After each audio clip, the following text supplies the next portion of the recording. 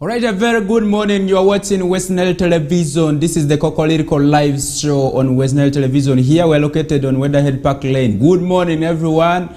My name is Frederick Dramadri, taking you throughout this show of this Friday. You remember, this is the last segment of the KOKOLIRIKO show for the month of September, and we are left with just 2 days to close this month. And remember, there is a lot that people are doing, and I'm just trying to confirm that really we need to go socio-economic transformation way. The only economic transformation that we will achieve is through doing any kind of work that is able to bring for us money. Remember, those who are preparing tea, I want to appreciate you so much, because these are the first people who always wake up, and they make our lives so good. For those of us who do not have time to take tea in the morning at home, we are able to really be served by some of you who are on the streets, and that is just very important.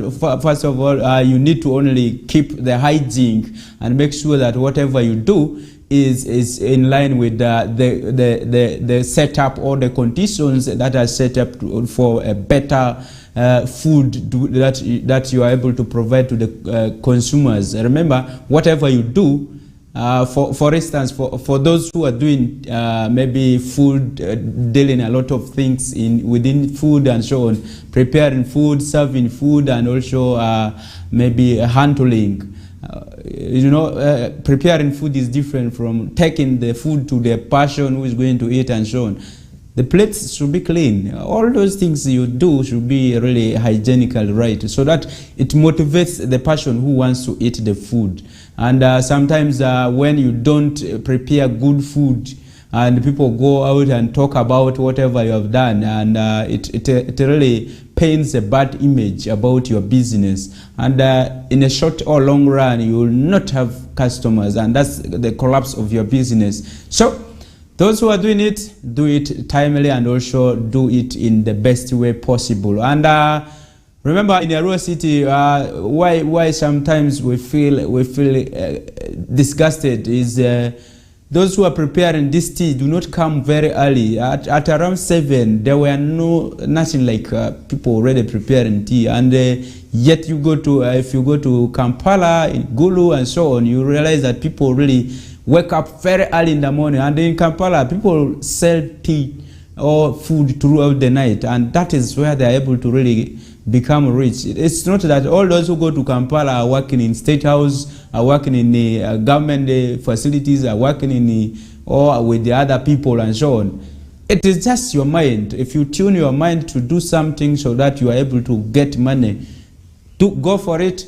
Do it to the taste of the people, and really do it timely so that people are able to appreciate your services. Once people appreciate your services, it will be self-advertised. You don't need to pay for a radio to talk about your business and so on. People will just come by themselves because of your customer care. And that social capital is also very important. When you relate well with people, it is very also so good. And if you want to advertise with us on West Nile TV, dial the number 0765 282281. And I earlier told you that we are located on Weatherhead Park Lane, and we provide for you the platform to really market your businesses far and beyond, and you'll be able to really attract a lot of customers. Variety of them. There are some of the people who do not know Lugbara and so on. This is the way you want to reach to them. And for instance, maybe you are dealing in tea, you have a restaurant.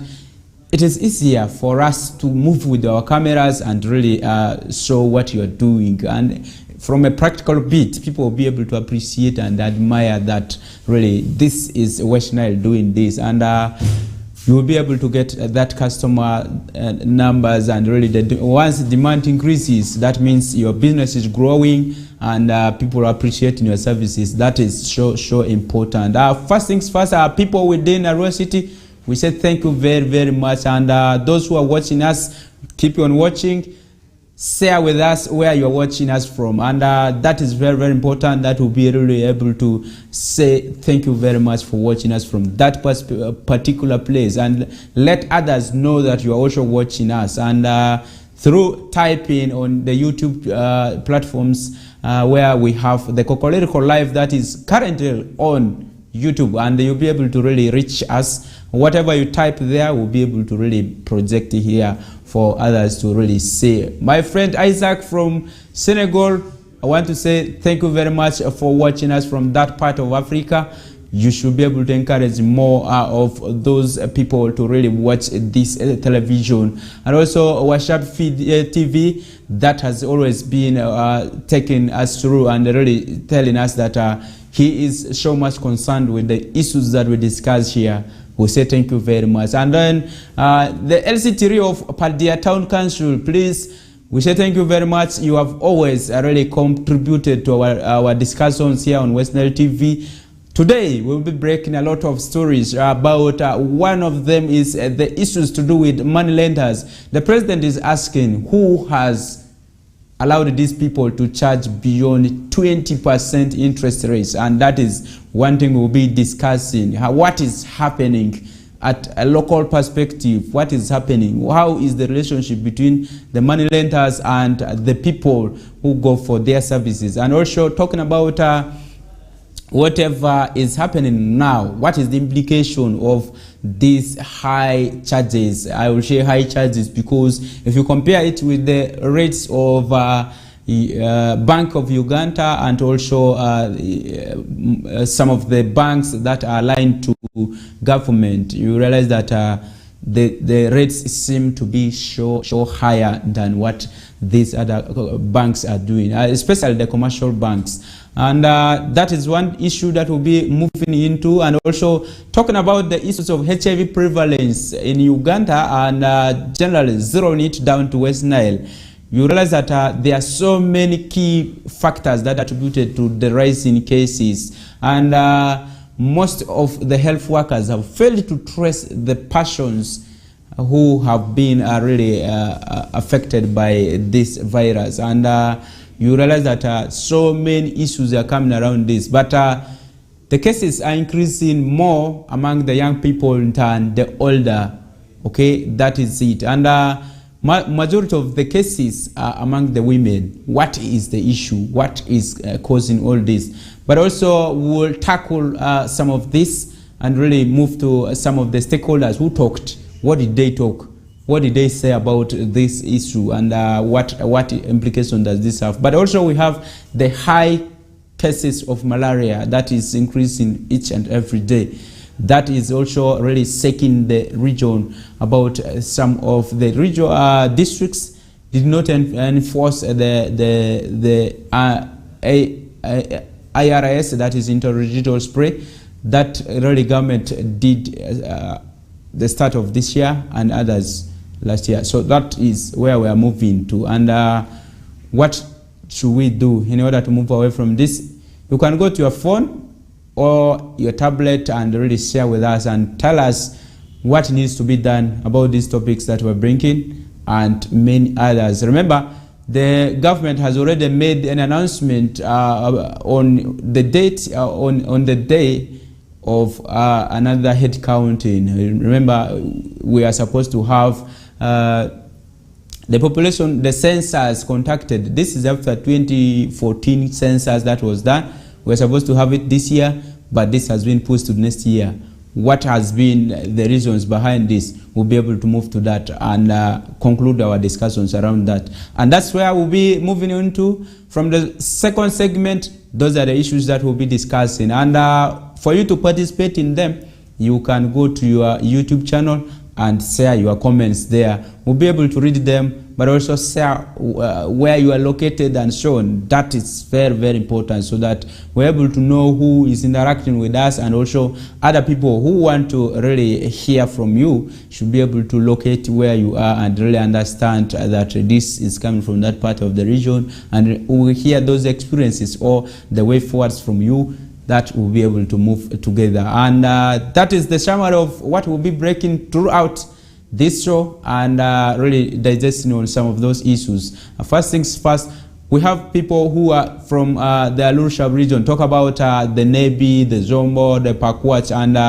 this is the belt of the gateway of West Nile, and that's where we always look at that kind of grouping. And remember, we have just subzoned West Nile, and this is for better management. And you realize that some of these subzones are now competing among themselves in terms of development, comparisons, and so on. All this, it's for the good of this region. If we raise this region up in terms of tourism, remember yesterday UDB, Uganda Development Bank, said we need to start making sure, actually Uganda Tourism Board explained clearly that we need to start having tourists fly direct to the tourism sites, not really stopping at Entebbe and then they pick vans and start riding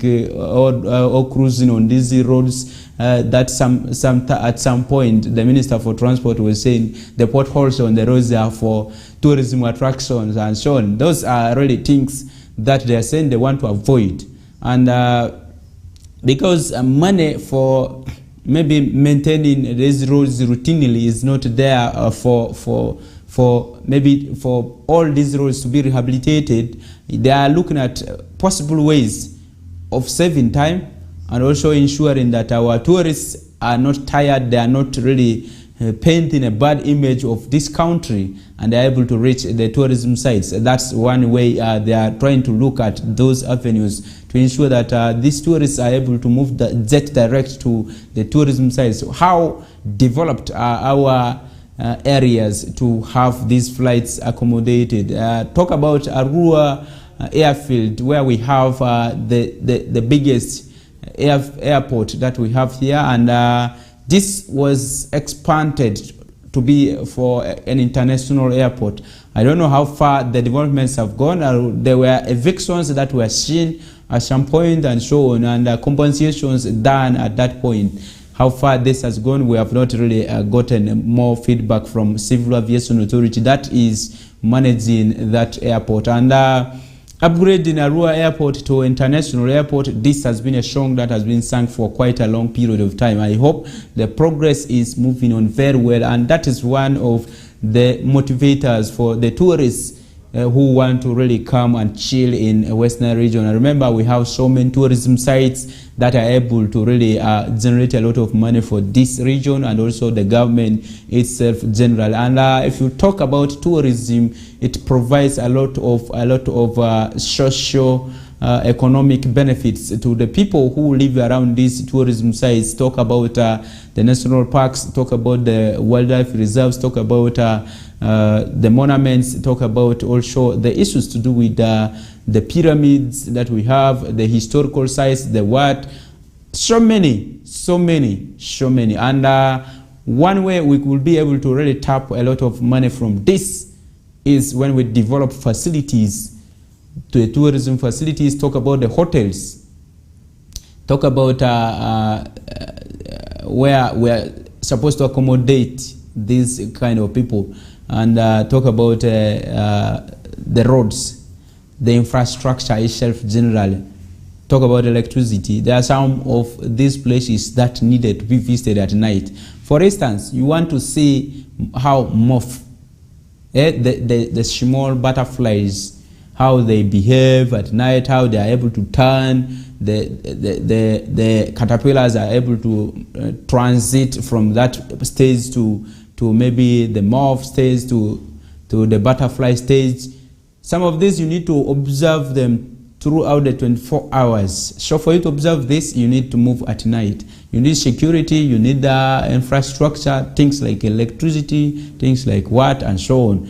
These are the only avenues really will be able to attract tourists. If we are able to establish some of these and develop these tourism sites, we are able to fence them off and make sure that we have a gate, we have what, for us to collect the revenue. First of all, once we have the tourism sites already developed, but we don't have avenues of collecting the revenue, we'll be also losing. And that is where we need to move fast and really do much around there. And if you talk about the malaria burden in this region, yesterday there was a presentation in the health review joint health review meeting that was organized for West Nile region, and I realized that most of the children die between the ages of 0 to 5 years, and the mortalities are so high that it scares this region, and the death rate is above that of the national target, and actually the country was looking at 2.3%, but West Nile has 5% of these cases that are really dying, and this is so alarming. And if you look at general perspective, on average, if you move to any facility in West Nile currently, you realize that the OPD cases, people who go for consultation, out of 10, you realize that from 6 to 8 have tested positive of the malaria disease, and that is one way really these cases have been really tracked.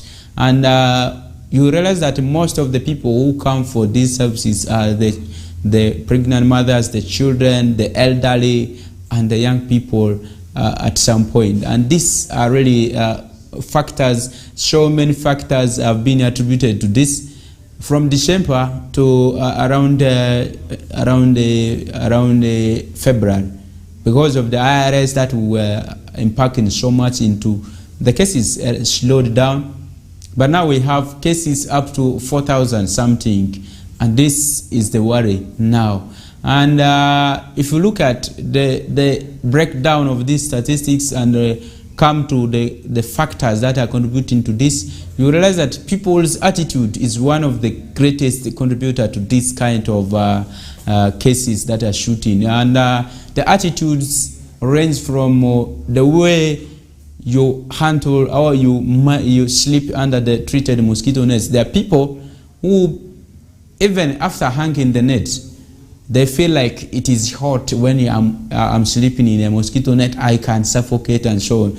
They decide to even hang these nets up there. They don't cover their beds with or enter or sleep under the nets. And then we have this category of people who say that making rope out of these mosquito nets is the best because the nets last longer. The materials are so good that if you tie your pig, your sheep, your goat, your cow with it, it can last for long. And that is another attitude that is also really demotivating or reducing government's effort of reducing the malaria burden. But also to have these people who rejected the IRS in the residual spray. They said, no, don't spray in my house because these things are dangerous.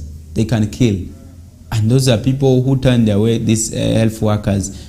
They are the people who have contributed the majority. And also you have this other category of people who want to stay outside for up to 10 p.m.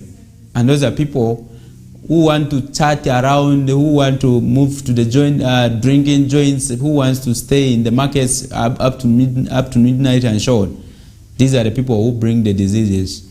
And you realize that once I have maybe they call it the virus or the germs in me, and the mosquitoes come and bite me, they are able to suck the blood that is already contaminated with those germs and transmit it to my neighbor. And that's how I am able to contribute to the death of my colleague. And that is very, very dangerous. We need to all work together towards eradicating this kind of diseases. Remember, there are so many organizations that have been venturing into this kind of treatment and so on, giving aid to government.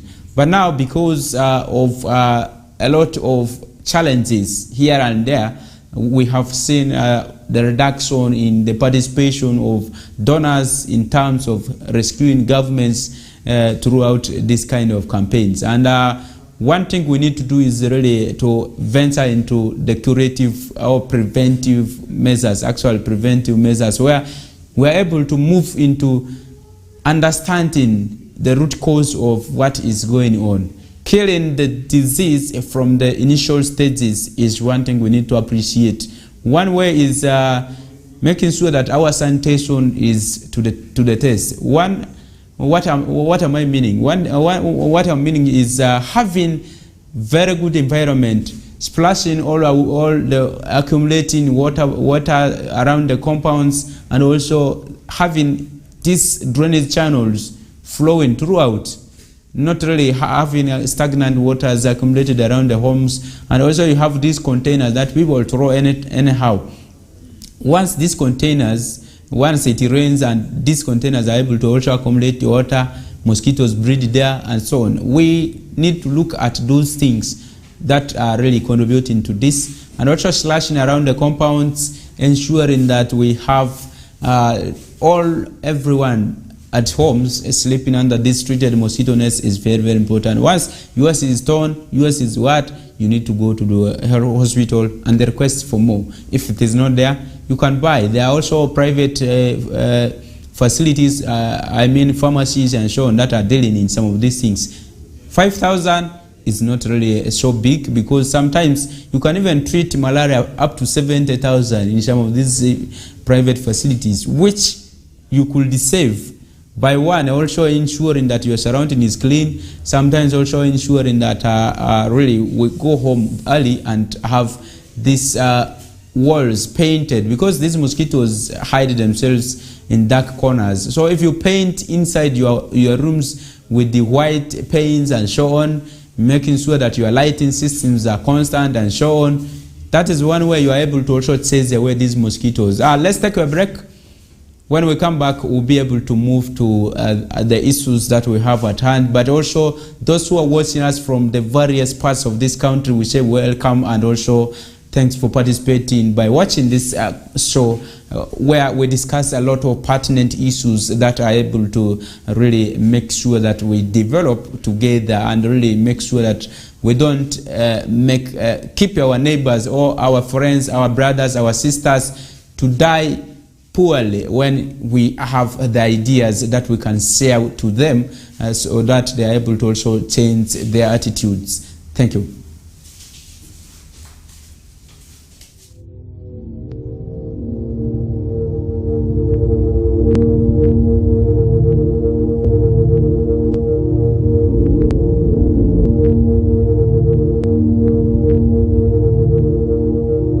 West Nile TV, lighting up the region.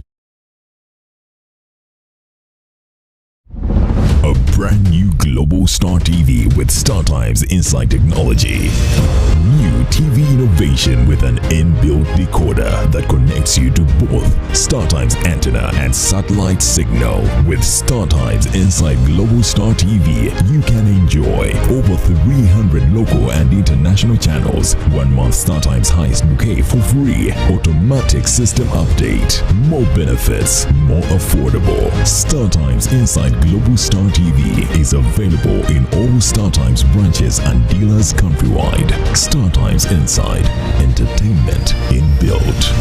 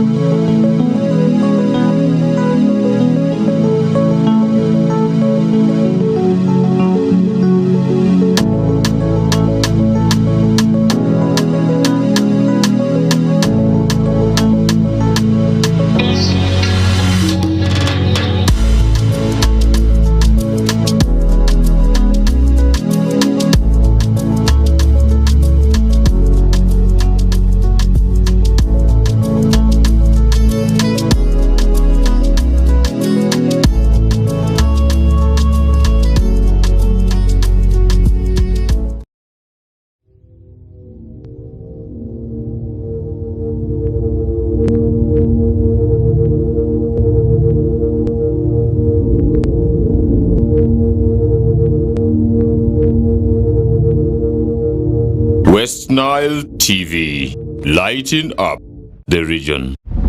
A brand new Global Star TV with StarTimes Inside Technology.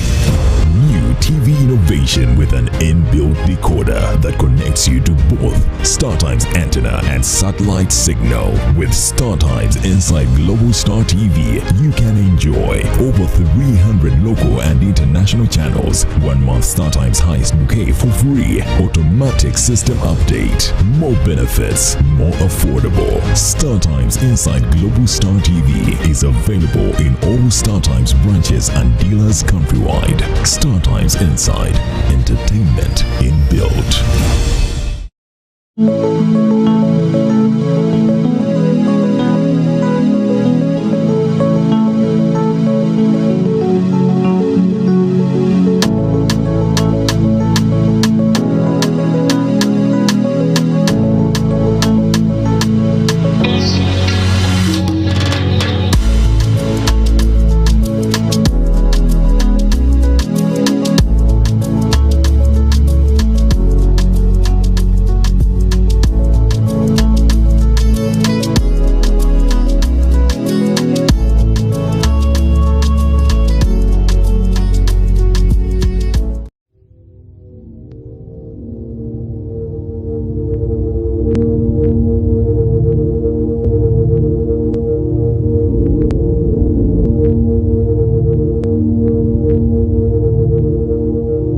West Nile TV, lighting up the region.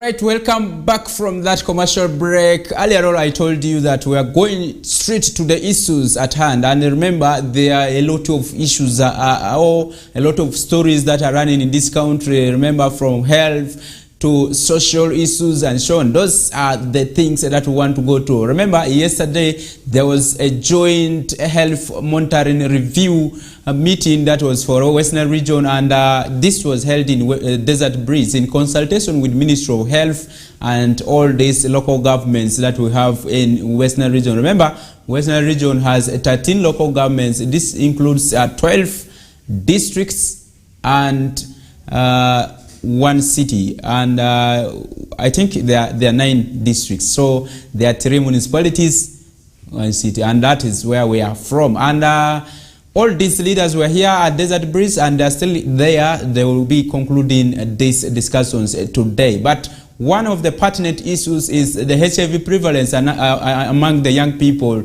That has really created a lot of scare among the leaders, and this is stemming from the behaviors of the young persons, the issues that are attributed around the issues of the social life. You remember, after the pandemic, after the lockdowns were eased, after the country resumed into the normal economy, there were so many issues around the behavioral changes of the people. People were talking about teenage pregnancies. People were talking about the issues of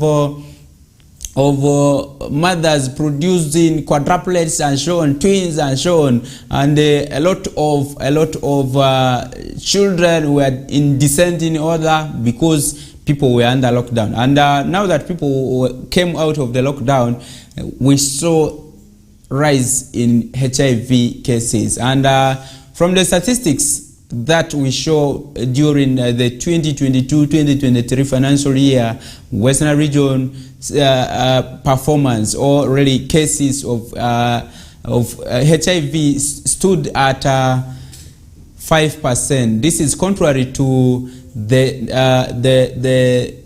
national target, that is 2.3, and that is where we are coming from. And we have a lot of reds that are painted, and the only district that has at least kept a pace of low number of HIVs, I don't know, people or people who have been affected by HIV and AIDS, is Yumbe district that has 1%, and this has generated a lot of debate, a lot of questions whether these people are doing testing, whether these people are doing a lot of issues around engaging the people to go for self-testing. And I remember there were so many interventions that government tried to bring forth to avoid stigma, to avoid the issues of self-esteem and then many others. And those were things that government was trying to avoid in terms of also the issues of mental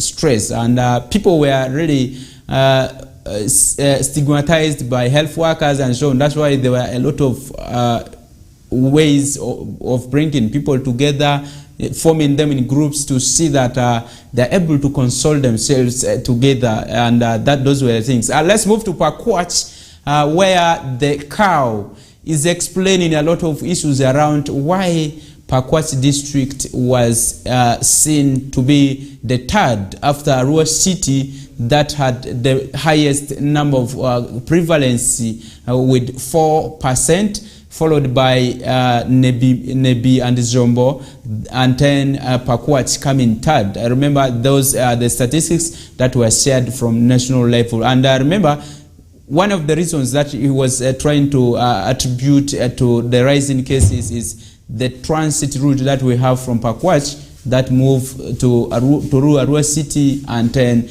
to the RC and also up to the Central African Republic. And that is where the issues are coming from. Let's move to see what he said.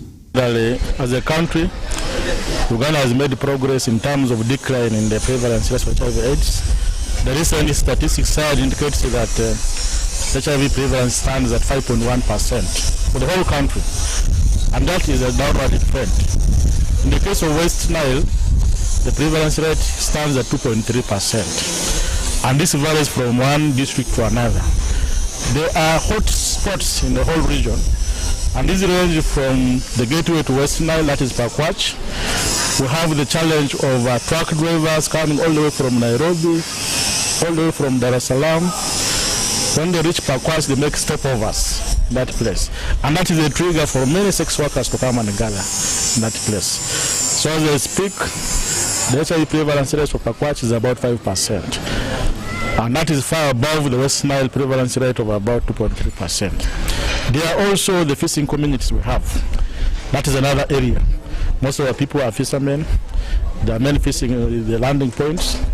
In those areas, activities that are there expose our people to HIV/AIDS. So now as a district, we have engaged Total Energy Company, which is responsible for oil exploration, and some of the workers equal come there. Even tourists, because of closeness to national park, all come there.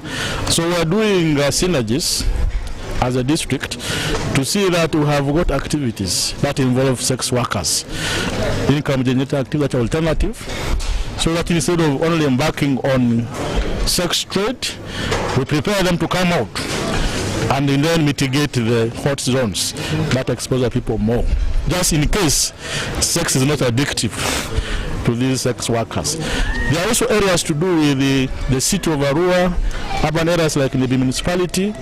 This is where most of the sex workers position themselves.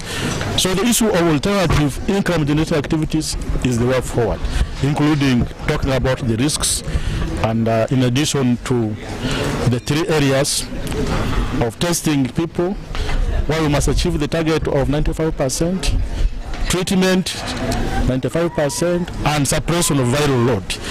If we do that, I think the region will maintain its low prevalence rate of 2.3%. I'm even seeing during the presentation, I saw this is like in the which about 1% prevalence rate now have become complacent.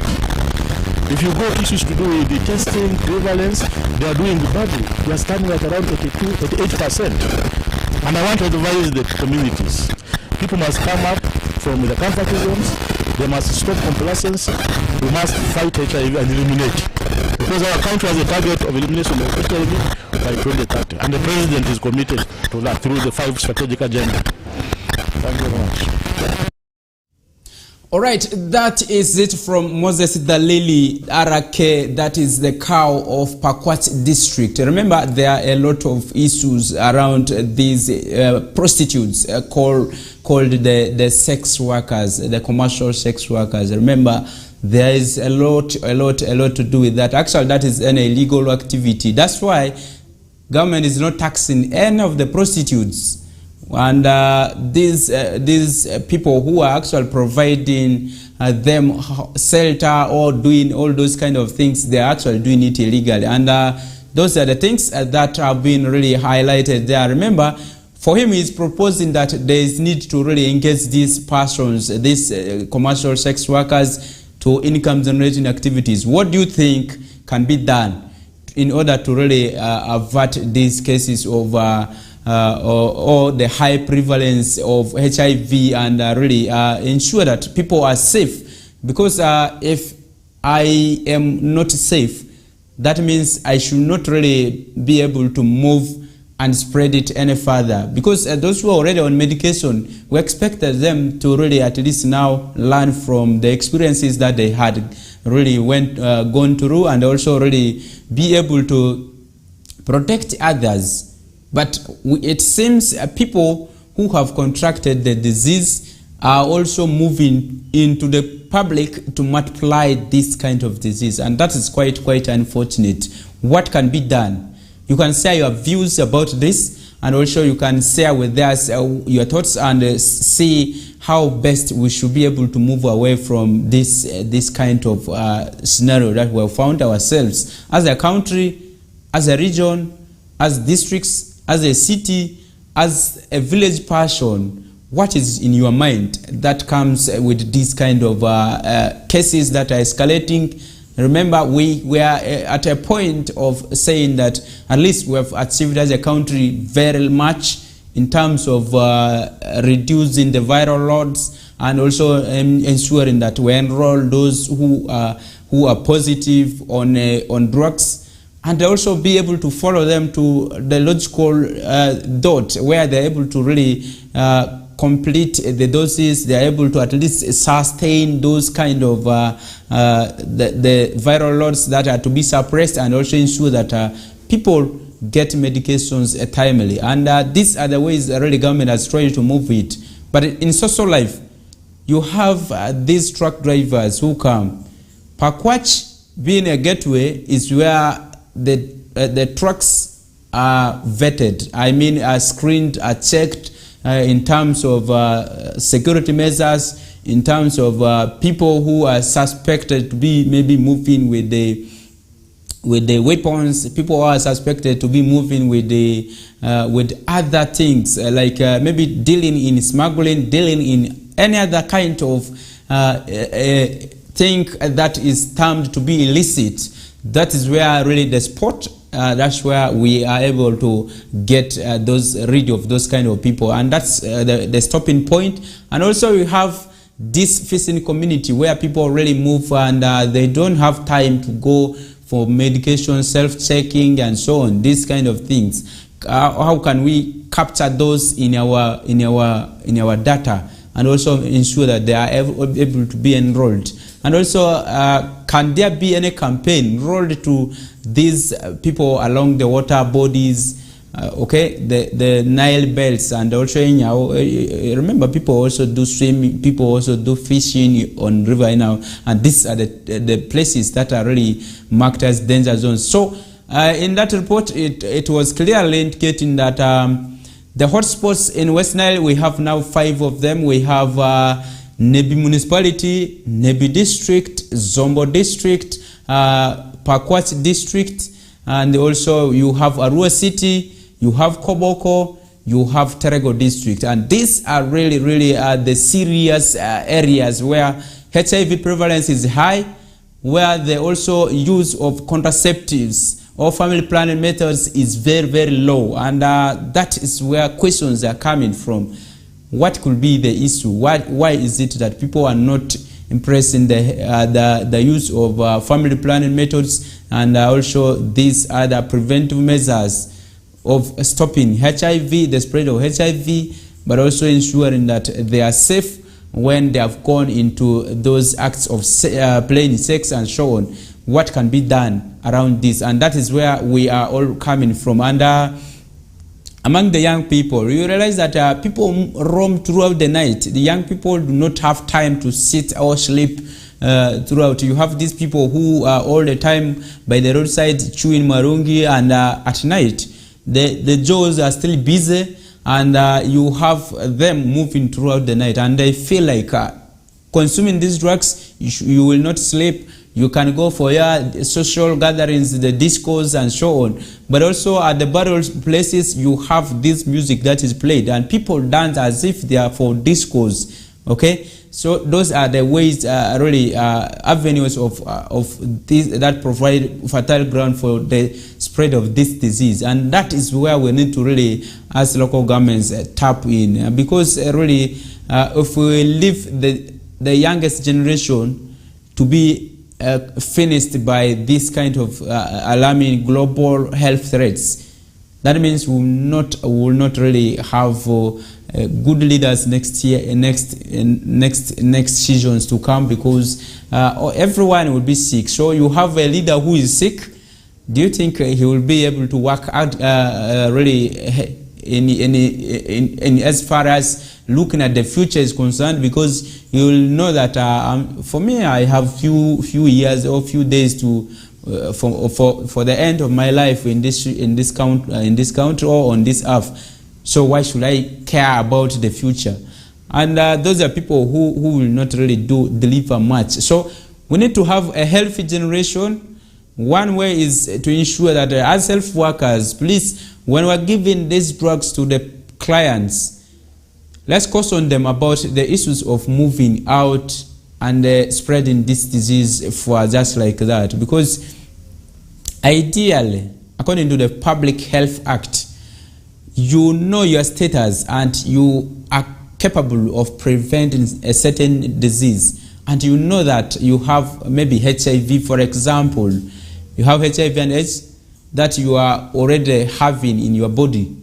And you know that this person you are dating doesn't have. Why can't you protect and tell this person about your status? And if he or she consents and says it's okay, because of love, it's okay, we move on, but let's have these other protective measures to prevent it, and also get more advice from the health workers if we want to engage in sexual intercourse, but also if we want to marry. Those are ways of safe making sure that we have safe deliveries. We're making sure we have our partners not really contracting this kind of disease, and that's one way we will be able to eliminate this. But also the Public Health Act provides that once you are caught, you are complained about or spreading disease knowingly, you will be liable for jail term of not less than 12 years, and that is so quite serious, and that's how serious it is. So if you know your status and you want to spread the disease, just intentional, that you want to make sure that you don't want to die alone, you want to die with people, that is the way to go. And once it is detected, you will be taken up and really apprehended in course of law, and that's how dangerous it is. But also making sure that you don't kill anyone. You know, killing someone is through different avenues. If you are deliberately spreading the disease, that is one way really God will not also be okay with you. The Allah that created you will not be happy about you, because you are killing people deliberately.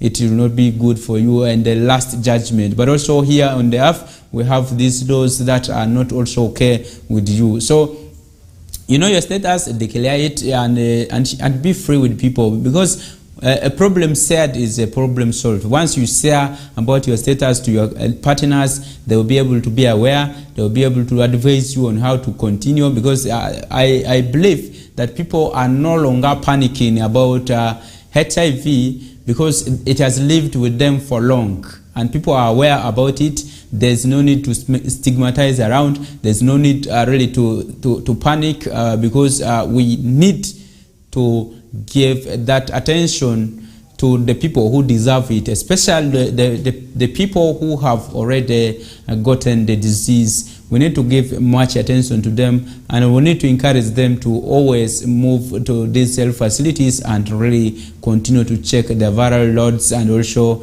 add more weight onto or take more of these drugs that are being given to them, and make sure that they utilize them very well, and other than really taking them to grow pigs and also these chicken that are for meat and so on, and that is very, very dangerous, and that is one way you are killing the whole population, and that is it. And if you move to the discussions that the cow was able to share, and his views about how we should be able to move these young people off street, one of the ways was to engage them to do productive activities. And in his proposals, some of these productive activities is really government need to look at the sector of these prostitutes, these people who are always at night engaging in these sexual activities. You remember, they are not only the old people, they are not only the people who are young, they are also minors who are already engaged into this. How do we move these people off the streets? That should be what should be cooking in the minds of the policymakers. If we are not saying if we begin to do this, we are promoting them, then whether we don't do it, we do it, they're already in the field. They're already in the field. So how do we make sure that we move them away from the activity they're doing, but engage them into other activities? That should be an assignment to the policymakers, that they should be able to really derive other mechanisms to see that these people are taken off. Or if the law is clear about their dealings, they should be really taken through what legal procedures mean or need from those kind of category of people. Because if it is an illegal business, then it should be dealt off with. But also, if it is a business that is okay within the country, then how it is conducted should be really restricted, because it is exposing a lot of minors, it is exposing a lot of innocent Ugandans who want to really cherish a better future for themselves. And it should be noted that the only livelihood that a poor person or a child who does not have any other way of proceeding with education should not be that kind of business. And that should be the way that government should look at this kind of issues, or the parliament that is dealing specifically with policies and so on, should be able to also look at that kind of issues that are to be debated for better management and making sure that this kind of diseases are averted. Remember, Pakwach is best known of the fish that is said to be the nangi, that many people admire across the world. In Africa, you only get the nangi in the Pakwach district, and that's where most of these drivers, most of these people on transit stop and get that fish. And why Arua City is on the lead is where these people come and sleep.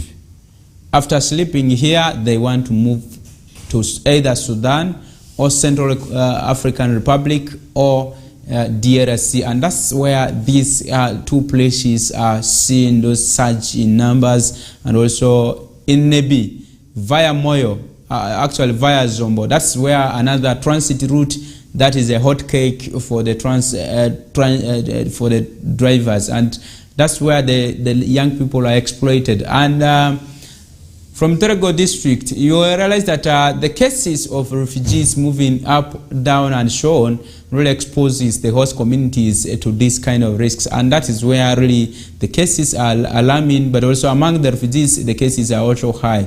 And in Obongi, that is the same scenario, where it is along the belts of the river, but also Madiokolo, and those are mostly fishing communities, and those are the reasons that are really leading to this. But also we can derive other mechanisms other than stopping or making sure that these truck drivers do not stop, or even if they stop for because these are human beings, they need at some point to have stopovers for them to have a rest.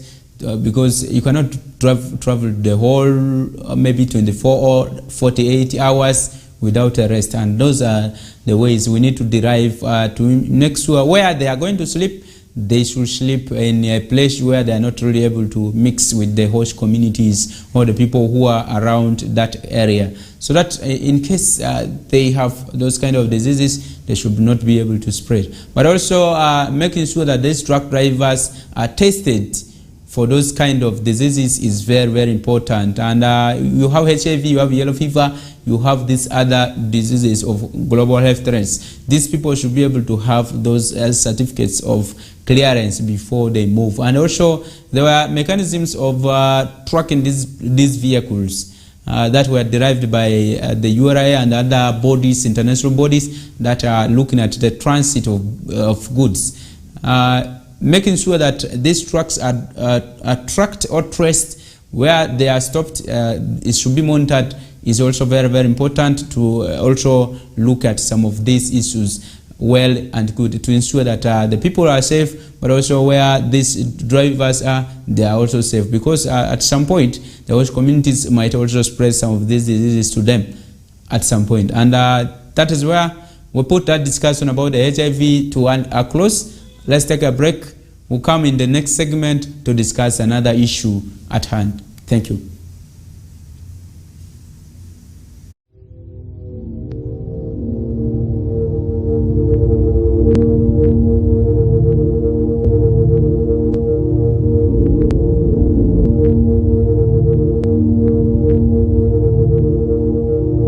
West Nile TV, lighting up the region.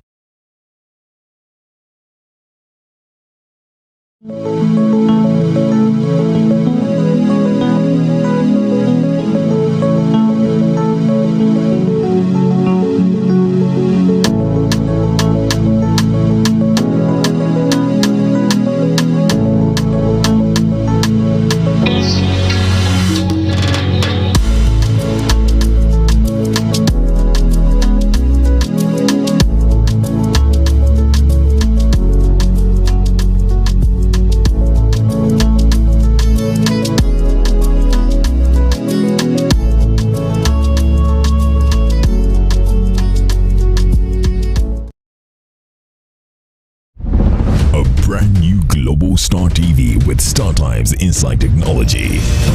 New TV innovation with an inbuilt decoder that connects you to both StarTimes antenna and satellite signal. With StarTimes Inside Global Star TV, you can enjoy over 300 local and international channels, 1 month StarTimes highest bouquet for free, automatic system update, more benefits, more affordable. StarTimes Inside Global Star TV is available in all StarTimes branches and dealers countrywide. StarTimes Inside, entertainment inbuilt.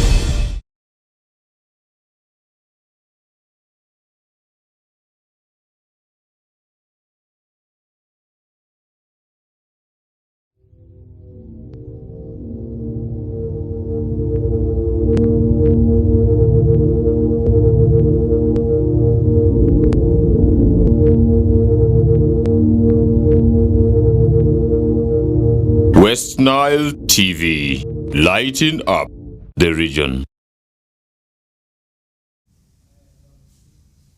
All right, welcome back from that commercial break. Earlier on, we were discussing about the issues of HIV prevalence among the young people and how touching this situation is in Western region, but also what leaders are trying to devise as a means of reducing this in the next future, or ensuring that the spread is controlled at one point. And that is very, very important, by the way. Once we control the spread of HIV, we'll be able to at least eliminate these cases from increasing. But also looking at the aspect of caring about the people who have already contracted the disease is also very important. We show a lot of issues around drug outstock, the issues around people also diverting the drugs to raise animals and so on, especially pigs, was some of the issue that was really shaping discussions from the mid or the around the mid of this month. And those were the things around HIV, but taking preventive measures as very, very big issue is one thing that everyone should be able to take to a test, but also making sure that we have policy regulations around the businesses of commercial sex workers is very, very paramount, because it is exposing young people to things that they are not supposed to do. These were not things that were done in the African culture, because we didn't have those kind of things that are done. Doing sex for money was not the thing in the African tradition. So what is maybe bringing up this is the global village. We are now in a global village where everything, whether you're in China, you can easily buy food from China and eat here, doing all that. And really, we have imported a lot from the technology, and really seen that the transformation in technology has brought a lot of adulteration of our culture and so on. So this is where we are coming from. But also, we are still not yet behind, or we are not yet behind schedule in trying to reduce or minimize some of these Western cultures infiltrating our culture. We can still bring those good cultural aspects to override this technology that is trying to really affect us negatively in terms of exploiting or exposing our children to some of these risky behaviors that really take them to that state of having HIV. And there are also other diseases that can be contracted through sexual intercourse. Talk about syphilis, talk about gonorrhea, talk about many others that we have not talked about. And these are really so much kind of things that we need to really iron out if we want to move further. Jointly, we should work with the policymakers, we should work with the cultural institutions, we should work with all stakeholders to come to a common position of making sure that the policies that we make should be able to be friendly. In terms of this Public Health Act, we need to amend certain clauses to ensure that we're able to add or add some of these things. You remember at some point the witch doctors or the witches were saying that they are witch doctors, they are what herbalists and so on. But in a nutshell, there's nothing like a witch doctor described anywhere in the world. So you are either a witch or you are a doctor. And these are people who claim that they can even make people to cure from HIV. And these are things we need to really look into seriously if we want to fight the spread of HIV. Let's move away from that. We have seen the president asking the question, who is behind allowing these commercial banks or commercial financial institutions to lend the money at 20% interest. And this is coming after really so many people have complained about loss of their property to these money lenders. Others have lost their jobs. Others have entered into bad debts. Others have been arrested. Others have been prosecuted because they have failed to pay these debts that they have borrowed. Because, like, for instance, if you have borrowed 100,000, you'll be able to pay 120,000 in a month. And this is so difficult for a person who wanted to do a business or do farming, and once you have put this down and your crops are still growing, you are expected to start paying this interest. And that is something that has been really keeping people really difficult. But in a local way, what have people experienced from this kind of businesses with the commercial banks? There are so many people who have really faced a lot of challenges. There are so many people who have divorced. There are so many women who have ran away, left their husbands. There are so many women who have borrowed monies and have made their families lose all that they were really having. And let's move to this person from Zombo district, who explained to us that a lot of the money lenders are now making people not to settle in their homes. Let's move to that. Out of interest of time, I want to be straight to Bank of Uganda. The issue is, actually, it's something which seems minute, but it is very touching. If it is not happening here, I'm talking about what is happening in my place. Bank of Uganda. There are some money lenders who are in our place there. They call themselves now. And mostly they give the women. If they give you the loan, you will be paying daily. Now this one has so much affected our women, and some has actually run away from their families. This is one issue. The other issue is still with it.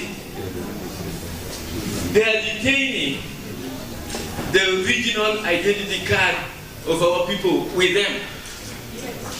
And yet, anytime they can leave, when we take this matter to one of our leaders, whom I don't want to mention, we gave the detail of the people in line with their phone numbers. We found that all of them, the directors of the businesses, are all army officers. And this was in March. From that time of March, the officer fired him. Those people are instead increasing. We look at this. One of the problems is our women are running away. The other thing is they are detaining the original identity cards of our people.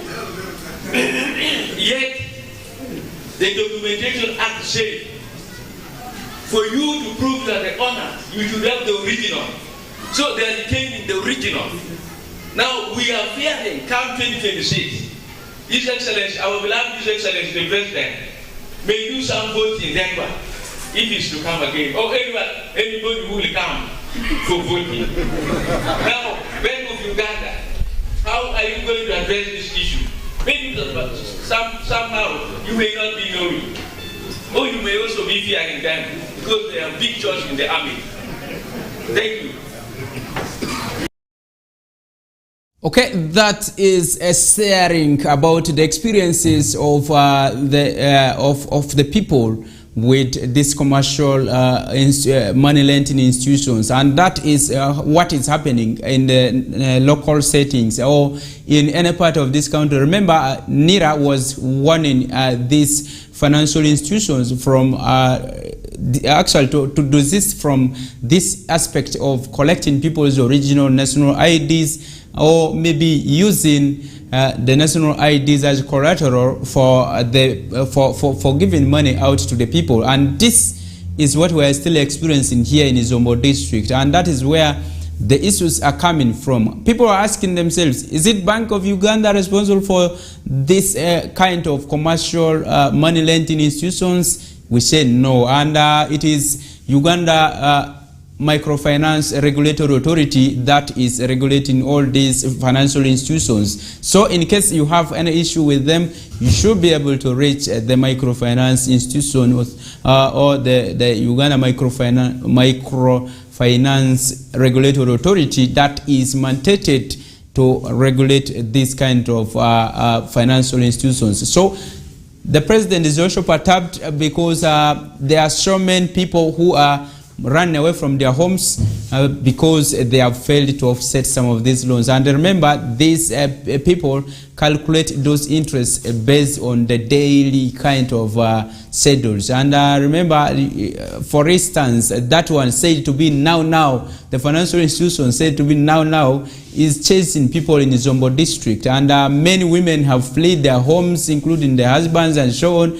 People have become like, our homes have become like red zones for the people, and that is one thing that we need to address with you as the viewer and see what can be done to really avert some of these things. And unfortunately, The purported directors are said to be army officers. So if our officers are venturing into this, we have not verified this, but if that is the case, can we see that these people behind the businesses are able to comply with the laws that we have in this country? Because the Finance Management Act is very clear in terms of those kind of things, and regulating these commercial financial institutions is made more difficult by Bank of Uganda explaining that the reserved average interest rate is 21% per annum, and that is another thing that is so difficult, that people cannot now bargain the interest rates with the commercial banks. Can also anything be done around this? That is one thing we really need to share with you as our viewers, what you think can be done, because it is not only the people who are in business who are exposed. We have the people who are doing agriculture as a business. We have also people who want to add maybe borrow money from their salaries and so on and so on. Those are some of the things to add on what they are doing. And sometimes these monies are borrowed in a risky situation where you don't have any maybe talk about collateral to show you, and sometimes these people go beyond what you may need. You want just 100,000. Somebody says we need your land title, we need you to see where your house is, and also we need to take pictures in your room, what assets you have. We need also your original national ID. This is so huge. It is too big. For 100,000, you want a land title of a land that was bought at 6 million. Really? Are we serious? These are the things really we need to look at if we want to really have that flexible operations of these financial institutions, and also the clients who want to have the services accessed. Can we really look at that balance of maybe if I'm a worker at Western TV, is my salary not enough really to be a collateral to show to you that really in case I fail to pay you cash, at the end of the month my salary is coming, you should be able to deduct it from there. Is that really not enough? Do you still want to go extra mile to look at my land title, check my bicycle number plate, and also see really what I have also in my house, whether how many children do I have? You want all these details for what? That is so absurd. It is so much that even it scares people from going for loans, and that is why we are seeing low turnout of people towards the issues of loan. We have government giving a lot of loans, but people are not impressed in them. Talk about the agricultural credit facility that was brought here. None of the persons in Western region really went to ask for this loan, because people are already scared by these commercial, financial, or money lending institutions. Out of the billions that have been dispersed to every region, Western has not even tapped 100 shillings from that. What does that mean? People have now negative mindset attitude about these issues to do with loan, because the financial institutions have made them to be in panic. People cannot rest. People cannot. Actually, people are not interested in hearing anything to do with loan, because of the way we go and mobilize these monies back, or we go and collect back these monies. If you have flexible and friendly mechanisms deployed to collect this kind of money from people, maybe you have the electronic systems, apps to pay back this money. Somebody who is doing selling the mukene in Gagam or around the main market, or in Awindiri, or in Diofe, or Leju, and so on, can easily maybe deposit these monies from the mobile money where he is instead of him coming to your financial institution and offsetting this at the end of the month. Those are some of the ways you can really do it in a flexible way, and really people will be able to come for these services. But why is it that we have an interest rate of up to 21%? 21%. That means if you divide that in a week, you are supposed to pay 3%.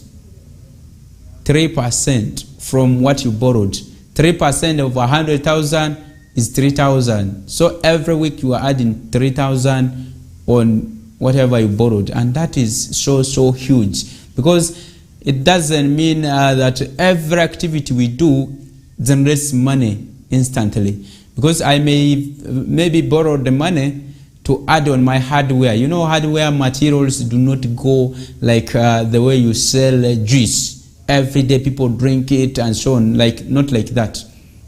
But also this person who is venturing into agriculture, I've borrowed 1 million to do maybe crop production.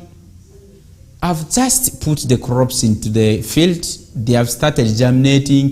You already with your motorcycle on my compound. The first month has ended. You see these kind of things.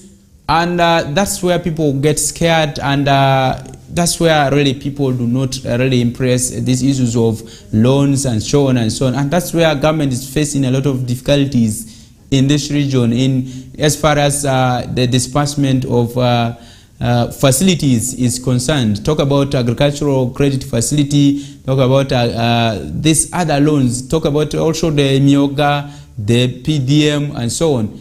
Why people are dodging these kind of things is people feel like maybe I can borrow from my circle where we understand ourselves. People are able to negotiate. They can even tell you, as we are disbursing money today, you will be able to pay it from the savings you have, which is flexible. It doesn't scare anyone. There's no one who runs away and so on. These are the things people want to hear from you.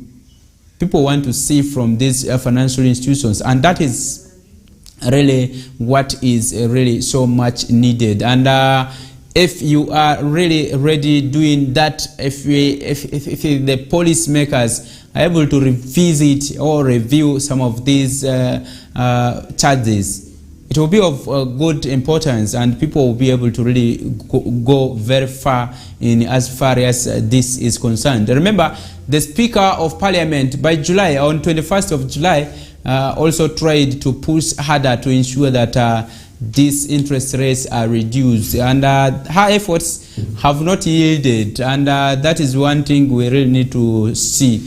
And she was threatening that these money lending institutions that are overcharging the people should be really their MOUs with the Uganda Microfinance Regulatory Authority should be scrapped off and their license be revoked. But that attempt has not yielded any fruit. And these are some of the ways I think there's need to really do much around this. Since the president of this country, His Excellency Yoweri Museveni Kaguta, came into power, he actually said within the 5 years of the guerrilla wars that they were fighting, where were these money lending institutions who are overcharging the poor Ugandans that he was able to bring out of that constant instabilities of security and so on? Where were they? Because now that he has provided good security and people have found that things are going well, they have decided to actually exploit the people who are supposed to really do a lot of businesses and now change their life from those kind of instabilities now to grow their economy. And once these financial institutions from these kind of acts, and we're to see if there will be really changes in terms of these kind of charges. But as long as Bank of Uganda insists that the average of interest that they should charge is 21%, you may not be surprised that next financial year or next month you will see these money lending institutions also raising it to 21%.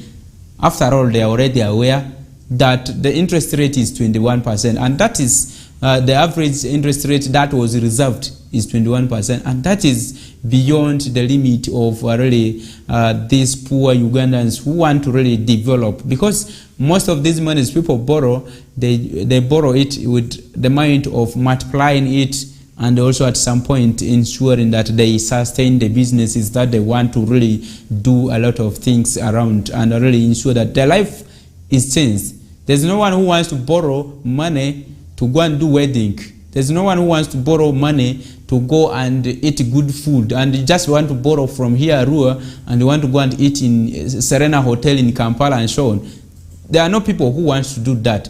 But the people, most of the people have the idea that they want to borrow monies and they want to multiply it or really venture into a productive business in a short while, so that they are able to at least have a capital to really go ahead with production or really with their businesses. But now if you are scaring them with this kind of interest rates and so on, it will be really something that is demoralizing.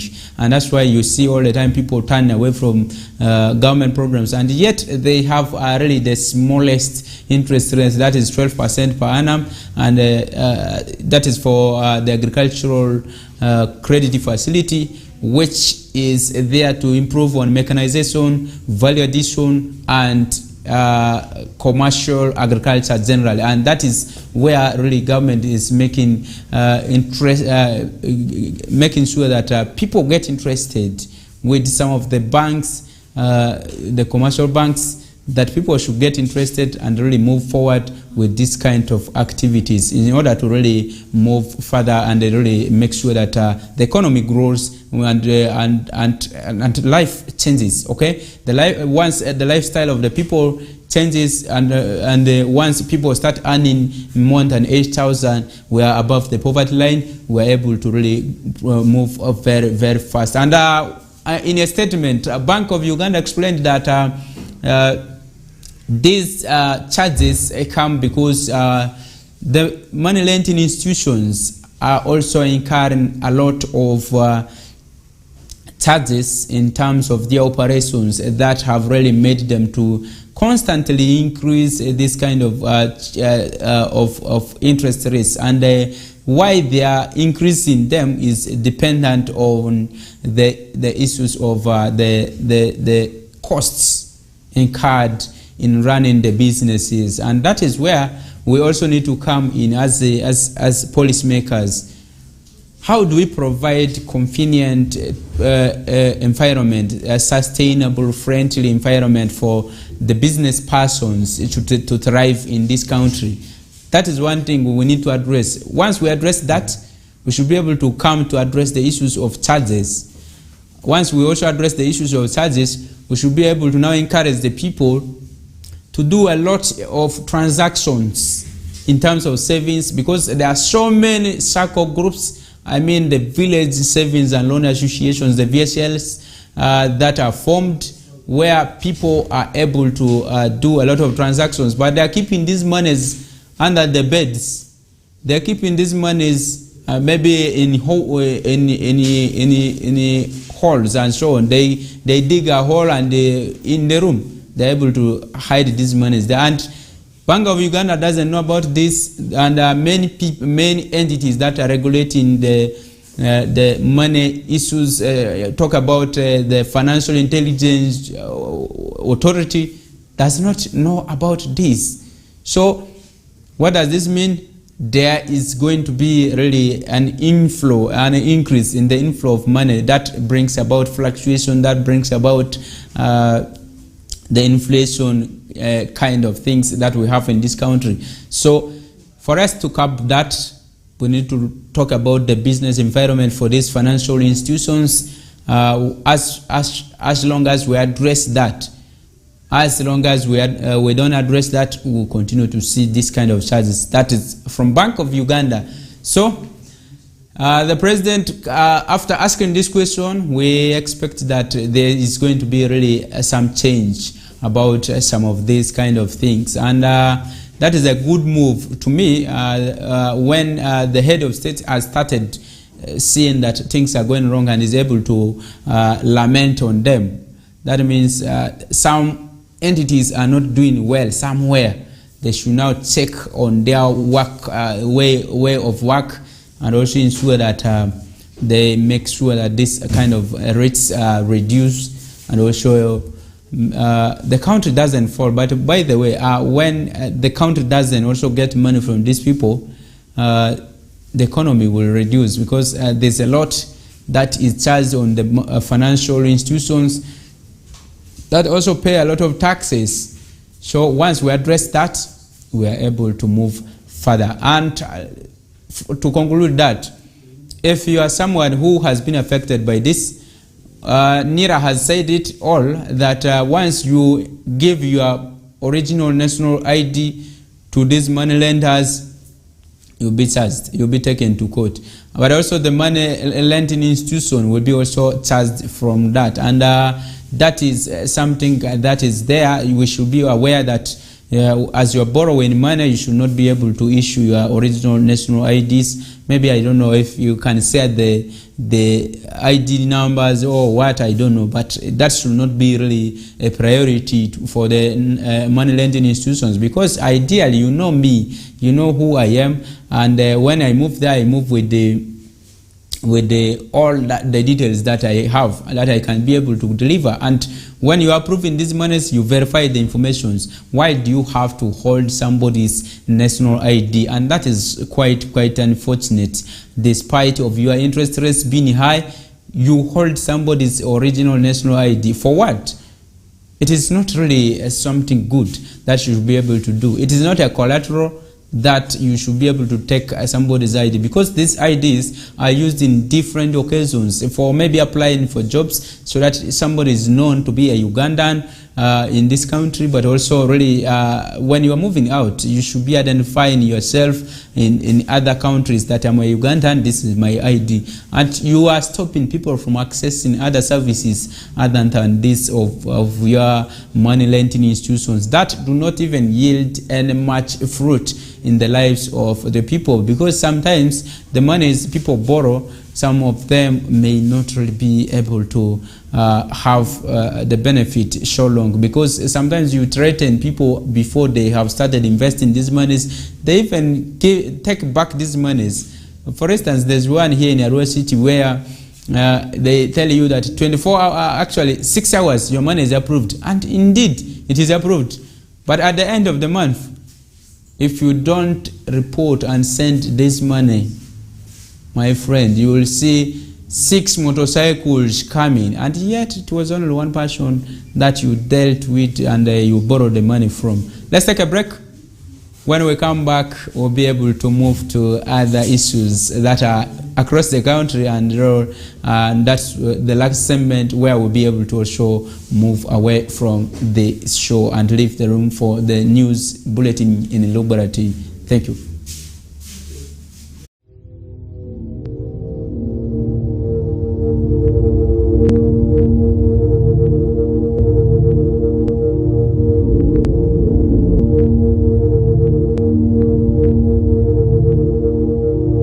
West Nile TV, lighting up the region.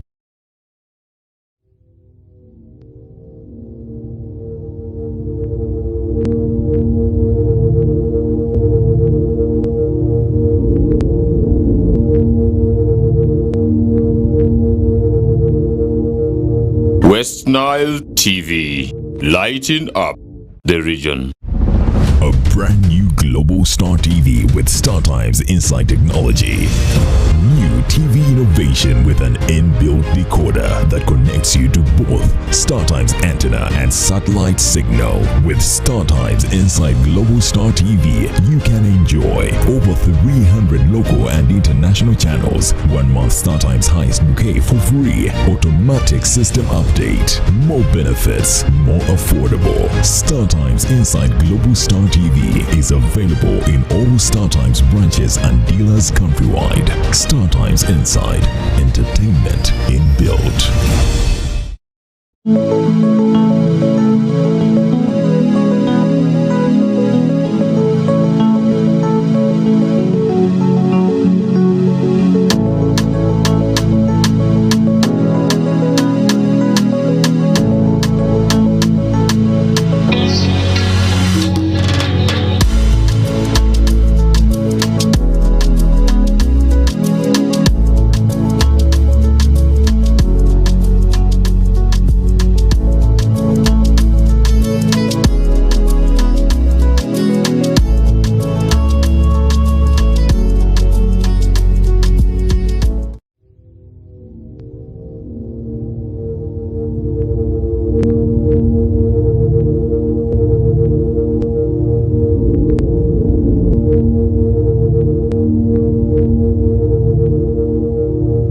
West Nile TV, lighting up the region. All right, welcome back from that commercial break and the discussions around the money lending institutions that are overcharging the people, talking about the interest rate of 20% that has been charged on those who want to borrow these monies for different activities. Talk about most of the people venturing into businesses, agriculture, tourism, and many others, and those are really things that people are so much borrowing monies for. And the questions that the president is asking is coming from the concerns that people have always raised to him about the impact of the charges. Remember, these charges come on a monthly basis. These interests keep on increasing periodically, and talk about the reserved average, that is 21%, revealed by Bank of Uganda, has continued to create a lot of panic around the people in terms of asking themselves, when shall we really reach the middle income status? If there are few who are getting wealthy and wealthier and becoming the biggest people who are said to be the billionaires, how shall we raise the economy with the small population that is at least able to reach above the bar? And then those who are poor, who want to raise their standards, who wants to at least achieve something, are always on toes, running because they are being chased by the financial institutions for their accrued maybe interests. Where shall we stop? And that's where we are coming from. Let all the stakeholders take part in addressing this. Talk about the policymakers. It starts from there, because if we have not provided that free or friendly environment for these money lenders to really thrive, we will not really have that kind of people coming for this kind of loans, even from government. Because for instance, I was telling you that the agricultural credit facility has not been utilized in West Nile, and the regions are quite clear. People are fearing to go and borrow loans because they have branded all loans to be of that caliber from the money lending institutions. And that's where we are putting that discussion to a close. And let's move away from that. Government of Uganda has already announced a new month or a new date for us to conduct the population census, and this will be now in 2024 May, and that is coming from the Minister for ICT, that is Chris Baryomuzi, who announced it yesterday and said that this has been posted to 2024 because of the issues to do with the preparedness and also the financial implication of the activity. And remember, there are going to be 120,000 people employed in the census, in conducting census across the country, and these are people who are whose qualifications start from A level, and that is senior 6. And if you are from senior 4, for you will be peeping through the window and seeing people counting the heads there in your village. And that is one thing that has been really discussed there. Remember, we were supposed to have census conducted from this month, that is September 2023, to around it was supposed to take 3 months, and this will be up to December around there. And up to the December, that will be with the compilation of all the results across the country and also publishing it, and that will take us up to December. And remember, the entity that is responsible, that is Uganda Bureau of Statistics, UBOS, has said they need 130 billion Ugandan shillings to conduct the exercise. And this is what Chris Baromzi has confirmed, that they are looking for that money and they expect that by May 2024 they will be able to have that money at hand and also move with that activity successful from the month of May. And this will start with the recruitments, training of the people, the enumerators who are going to conduct the census, but also ensuring that these people who are trained because they are going to use gadgets, these confiscated gadgets and tablets and so on, the apps that will be there, and also ensuring that the issues of network. And remember, most of the regions in this country do not have stable source of network in terms of the telecommunications that provide the services of internet that we have here. And throughout that, those are the ways they will be able to ensure that they should be able to be ready to conduct the exercise. So this exercise takes place at every 10 years. Okay, in space of 10 years they count the people, but Uganda's population is projected to be 4.2 million. Yeah, okay, 4.2 million Ugandans are already moving around, but this will be confirmed by the census that will be done on the 10th of May 2024. So what is at stake? There are so many people who are already having countless children, because somebody is saying, I even don't know the name of my child. So those are things that we have. There was one person that we engaged in Tarasawa County who said he has, what he knows is he has 35 children with 5 women, but the names of the children he has now forgotten them. He only knows the name of the firstborn and the lastborn. The rest he doesn't know. So those are the things that will be confirmed by census. So there are so many people who do not know even the names of the children, because some of the people maneuver around. They want to have children outside the box. I mean, outside the box is really extramarital status, where you go there, a woman is cheating, the man is cheating, and so on. Somebody's man meets with somebody's wife, things happen. And if DNA is not there, you will not know that this is somebody's child that you are raising, and so on. Those are the things that happen. So by census, we'll be able to know how many children are there in your family, who are there, and then how many even animals you have, the number of dogs you have, the number of chicken you have. All this will be counted. Don't hide anything, so that it is for proper planning. In case of outbreak of diseases, diseases do not look at human beings only. There are animals that government would want to really plan for. That is it. And those are the things we will be really looking at. And it is very, very important for us to accept census, by the way. If you are not counted, the government said everyone is supposed to receive how much? 12,000 shillings for medication. So you are planned that. So if you don't have, if you are not counted, your 12,000 will not be there for treatment the whole year. You will not have that 12,000 for medication. So you will be actually cheating on others, because you have not been planned for. And also, if you go to education sector, that's why every time now they count the children from schools and so on and so on. And that is for proper planning. When children are counted, you see these schools crying for capitation grant. These capitation grants come after the number of children are assessed.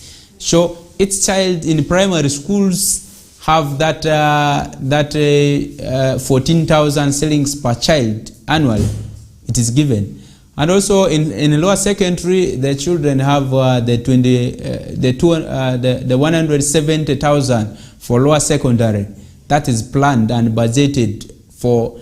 These are in public schools, by the way. They are government-aided schools. That's where government is paying those under the universal education policy. And that's why also in A-level, government has that aspect of paying 255,000. There were some students who are saying, at least this money, if it was given cash to them, and they better pay in private schools, or they better pay for the tuition and so on, and then the 255,000 is given to them, they will be able to do a very good business besides going to school. So those are things people are putting in their minds. You know, people want cash, and yet you don't want to be planned with those who are being planned. So those are things that bring deficiencies. So at the time of conducting census, we should be really coming to do that. And I told you that 120,000 people will be recruited.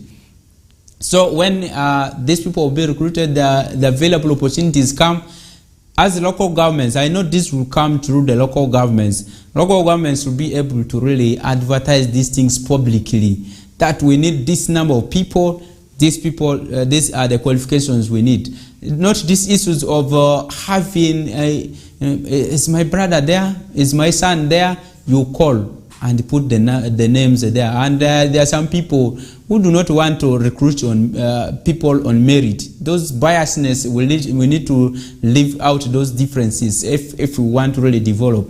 Because there are some people who don't want good for others. And yet, these available opportunities come for the rest of the people who are not employed. Because remember, this category of people who are going to be involved in the recruitment or in the exercise are going to be the people who have no jobs, who are there, they have the papers and so on. Those are the people government is targeting to do this exercise. So that there's no way that somebody is going to say, LC1, how many homesteads do you have? He sits somewhere and starts tabulating. That is not needed, and we need what is needed is targeting, making sure that those who are going to conduct the census move on ground.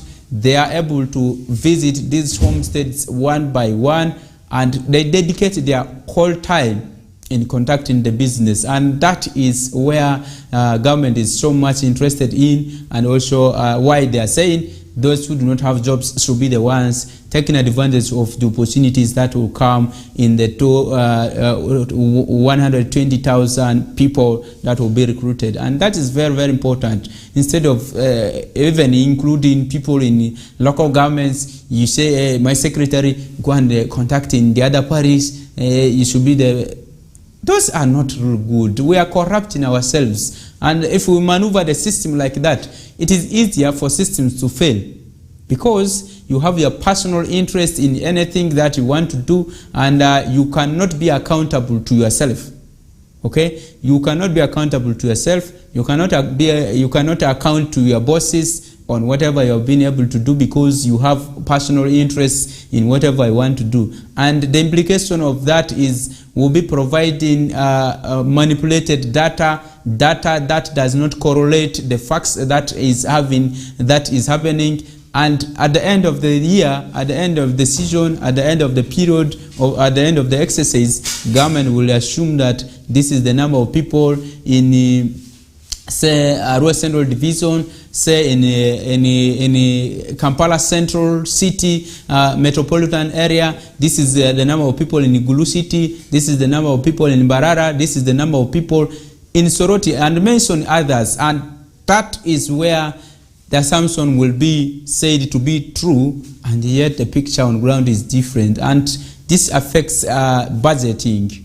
If you have maybe the actual figures slightly ahead, and yet what you submitted was low, it affects budgeting, and planning becomes difficult. People will continue to complain about the issues of drug outstock, and yet the number of people you said you have in this area are very, very small, and that brings a lot of service delivery gaps. And that's why government is always impacting on population census at every 10 years. But before the 10 years, there are always projections that are put at every period where people are able to do a lot of things. That is very, very important.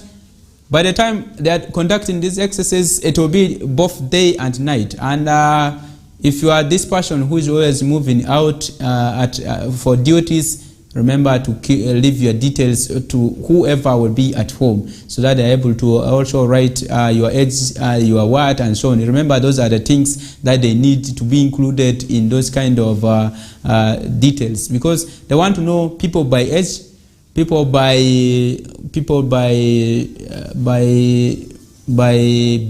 maybe talk about people by tribe, people by religion, people by all those other aspects of life, but also talk about the